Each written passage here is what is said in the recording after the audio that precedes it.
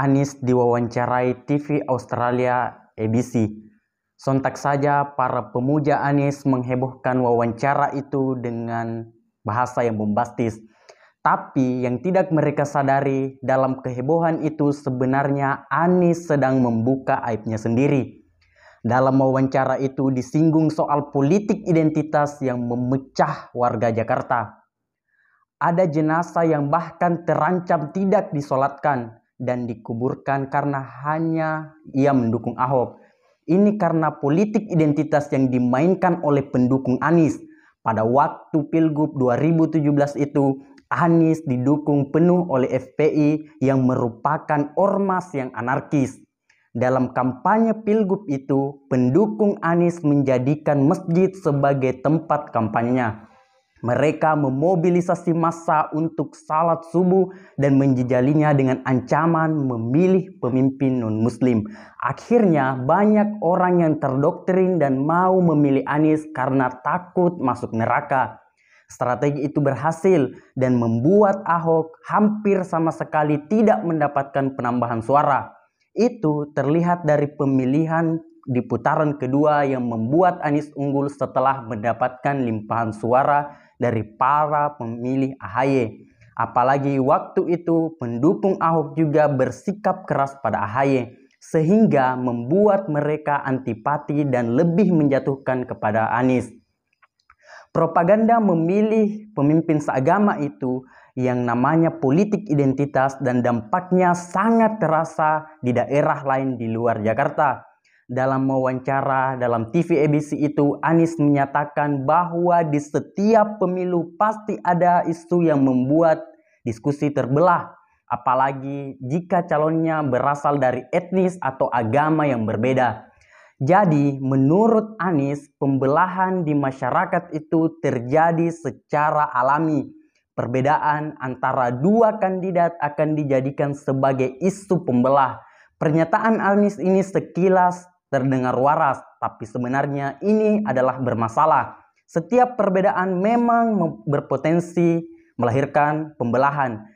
Yang menjadi pertanyaan kemudian, apakah potensi itu dimanfaatkan oleh politisi? Jika potensi itu tidak dimanfaatkan, pembelahan tidak akan merasuk sangat dalam. Bahkan ketika proses pemilu selesai, pembelahan tidak selesai. Tapi ketika politisi memanfaatkan potensi pembelahan tersebut, yang terjadi adalah praktek politik identitas dan dampaknya sangat berbahaya karena dia tidak terjadi secara alami.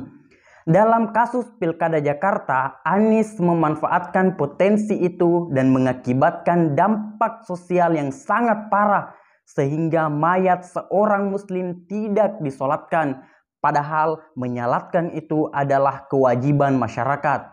Semua itu dilanggar oleh masyarakat karena propaganda yang dilepaskan oleh pendukung Anies tentang keharaman memilih pemimpin non-muslim. Akibatnya muncul tafsir sesat bahwa memilih pemimpin non-muslim boleh tidak disolatkan. Jadi alasan Anies soal potensi pembelahan itu tidak bisa diterima oleh akal sehat. Pembelahan memang bisa terjadi secara alami. Tapi sebagai manusia yang mencintai kerukunan harus dilakukan proses merukunkan pembelahan itu agar tidak terjadi konflik. Anies juga beralasan selama 5 tahun memimpin Jakarta, ia telah memberikan persamaan pada penduduk Jakarta dalam memberikan keadilan. Pernyataan ini mungkin dimaksudkan sebagai bantahan bahwa Anies telah memainkan politik identitas di Jakarta. Dia ingin berkata, selama 5 tahun itu Anies telah berupaya bersikap adil, tapi pernyataan Anies sebelumnya sudah cukup jelas bahwa politik identitas itu tidak terhindarkan. Anies bahkan membiarkan para pendukungnya mengeluarkan kata-kata keji kepada Ahok dan membuat propaganda rendahan.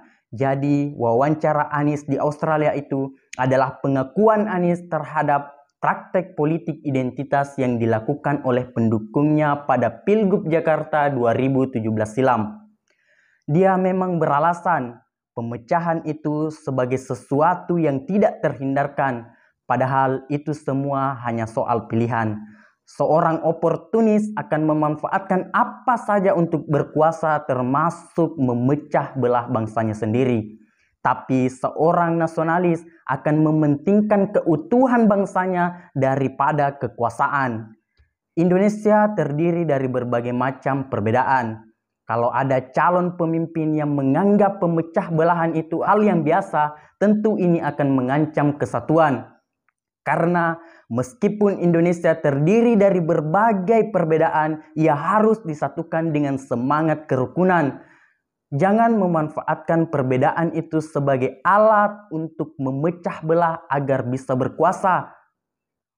Nah, sekarang kita harus memilih pemimpin yang nasionalis, bukan pemimpin yang oportunis. Wallahul muwaffiq ila aqwamit thoriq. Wassalamualaikum warahmatullahi wabarakatuh.